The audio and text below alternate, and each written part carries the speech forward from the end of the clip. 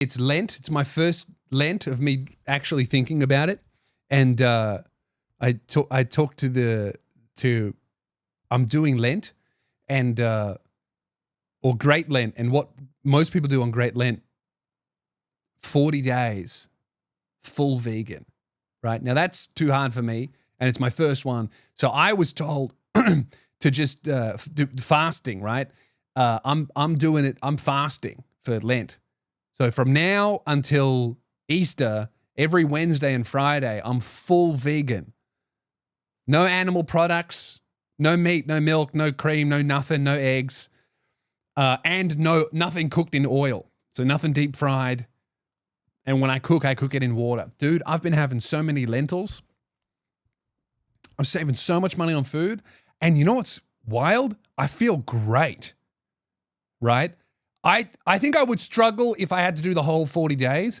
But bro, eating vegan 2 days a week feels so good on my gut and my body. Like giving your body a break from processing food, eating a little bit less, it's so good. I have a lot of energy. My head feels a little bit clearer. It's wild. I honestly thought it would be really, really difficult. And it was a little bit the reason why it was a bit difficult was because I had never in my life even cooked one vegan meal, ever, right? The only vegan meals I've eaten have been accidental. So figuring out, all right, I want to meal prep, and I don't want to eat any animal products, and I'm a big person. I do need to get a lot of calories. Even if I'm eating less, I still have to eat a lot more than the average person who's doing a vegan diet because I'm huge, right? So, man, I feel great. In the morning, I just have bread with heaps of peanut butter, right? But like not the Kraft one.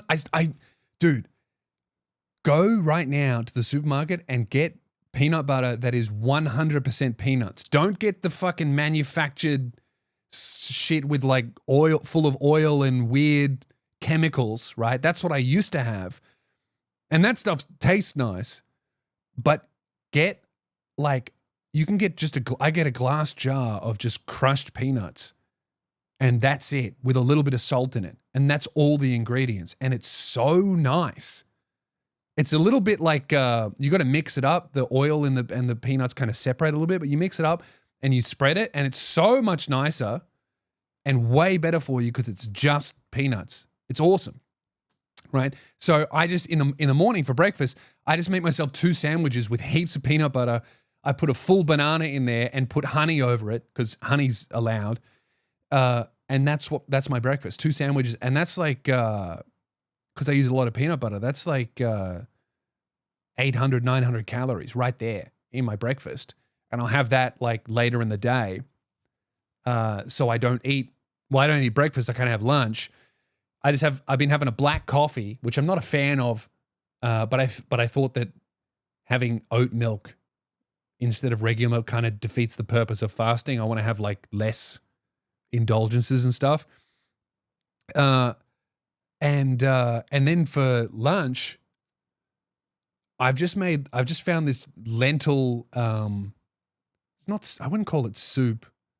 It's lentil, I don't know, slop. It's got rice in it, heaps of lentils, sweet potato, and beans. Heaps of protein and heaps of fiber, and I put spinach in it, and it just makes me feel good. So, and you know what? I have said this many times on the podcast, so don't tell me that I'm fucking changing. I honestly believe that vegans are correct morally, right? Vegans are right. The farming that we do, here's where I disagree with vegans. I disagree with them. I think that humans need to eat meat to be healthy, and I think there's nothing wrong with killing something to eat it. That's the food chain. That's how the universe is ordered. That's how God made everything, right? Every creature on earth needs to do that, pretty much. And if they don't do that, they're on the bottom of the food chain. What vegans are 100% correct about is factory farming is barbaric and it's horrible. And whatever you can do as a human being within your financial means to lessen your support of that barbaric industry is so important. Eggs, free range only. Meat, red meat, the only red meat I buy is kangaroo, because they can't be farmed. They're being culled anyway because we have an overpopulation of kangaroos. So even if they were inedible, they would be getting killed, and that would be good for the environment and good for the kangaroos that are left. So that's great. As far as I see, I'm just making sure that they don't go to waste, right? So that's good. I do eat chicken, but I only eat free-range chicken, and I eat a type of like verified free-range where they get a certain amount of acreage to free roam and all that kind of stuff. And I have a shitload of milk, and milk has its own issues, but all I can hope for is that regulations and stuff like that make it so that cows are happy and looked after, right? That said, being able to go vegan twice a week, awesome. I might keep it up. I thought it would be way harder. I thought that it would be, I didn't think I would feel better. I think that if I was only vegan, I would really struggle though. Like that's what I do notice is like fasting 2 days a week is quite good for you even if you weren't eating vegan. Like if twice a week you just ate as little food as possible, it gives your body a break from, because my understanding of it is like outside of, because I'm doing it, for religious reasons, but also like biologically, the science of it is food, while it does sustain you, is a foreign object. So it needs to be processed and turned into nutrients and waste, or, you're going to die, basically. It'll kill you, right?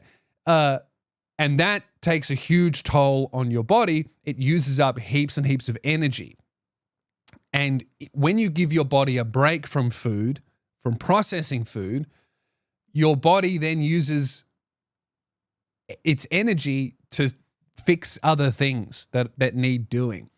So fasting twice a week is really good for your body if you do it in a healthy way, not in an eating disorder way.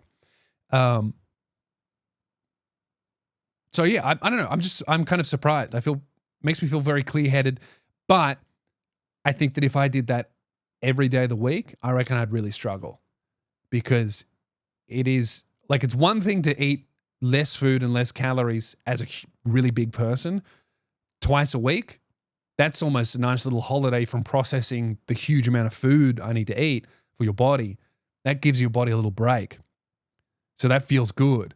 But I feel like if I was doing that every single day, I would really struggle. But that'll be a next year thing. I might try and do the whole 40 days. But the idea of it is, really loosely and briefly explained, eat less food and feel those desires to eat the foods that you're cutting out, and overcoming those desires shows you that you're in control of your body, and your feelings and your desires don't control you, and you can actually deny them. And if I can not eat this food that I really want to eat when I really want to eat it, if I can show myself that I can make that decision and that's okay, then I can also make the decision to not be selfish, to not get angry, to not get heated, to and also choose to instead be kind, be gracious, be charitable. And bro, you save so much money on food. Lentils are so cheap. I'm just eating like lentils, spinach, rice, and beans from a can. It's so cheap. And all that money that I save on food, you donate to charity.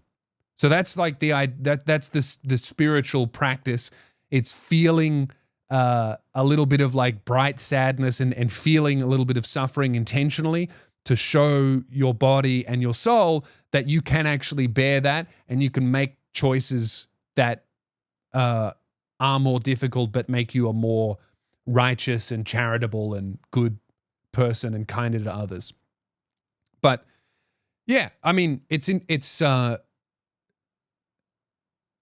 it's been a very interesting experience. That's for sure.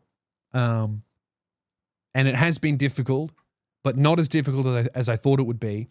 And all of those things that I've talked about, the intention of why you do it, those things have been happening. So it's seems to be working. So that's good.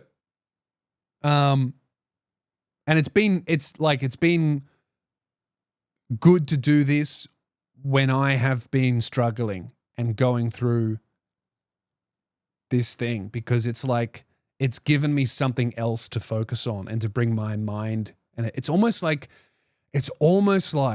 you're kind of meditating all day, because you instead of having all these fucking problems and worries and anxieties that are completely out of your control, you are taking on a problem that is caused by you and within your control.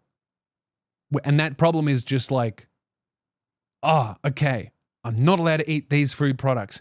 How do I solve that without feeling shit? And how do I use this to be a better person? They're like 3 things that's in your head that you're preoccupied with.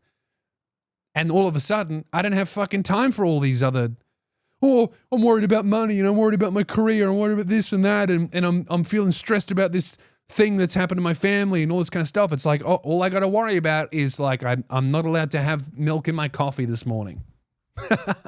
It's weird. It's like you're playing a trick on yourself, and it fucking works. So, yeah, it's keeping me really locked into the present moment. Like now, I'm doing the podcast, but when I finish it, I'm not going to be thinking, okay, you know, how are tickets selling? How am I going to do this? Blah, blah, blah. I'm just thinking like, all right, well, tomorrow's Friday, so I'm recording this on Thursday.